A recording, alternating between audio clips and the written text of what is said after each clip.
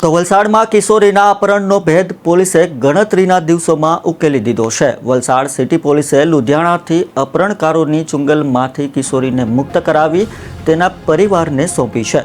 ઘટનાની વાત કરીએ તો વલસાડના તિથલ રોડ પર થોડા દિવસો પહેલા કિશોરીનું અપહરણ થયું હતું। આ અંગેની ફરિયાદ મળ્યા બાદ વલસાડ પોલીસે તપાસ માટે વિશેષ ટીમ બનાવી હતી। વલસાડ પોલીસ સ્ટેશનના પોલીસ ઇન્સ્પેક્ટર પીઆઈ પરમારની આગેવાનીમાં ટીમે સફળતાપૂર્વક ઓપરેશન પાર પાડ્યું છે। યુપીના રોહિત પંડિતને કિશોરીનું અપહરણ કર્યાની વિગતો પોલીસને મળી હતી। પોલીસે આરોપીને ઝડપી પાડવા માટે અલગ અલગ રાજ્યોમાં ચક્રો ગતિમાન કર્યા હતા।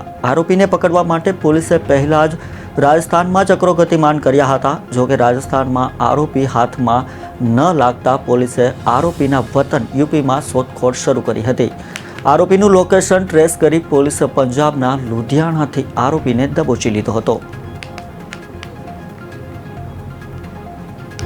અમારી પોલીસની ટીમ અલગ અલગ વેશ ધારણ કરીને આઈસ્ક્રીમની લારી ભાડે રાખીને આઈસ્ક્રીમની લારીવાળા તરીકે, ફેરિયા તરીકે આખા જીઆઈડીસીની અલગ અલગ 50 કંપનીઓમાં સર્ચ હાથ ધર્યું હતું।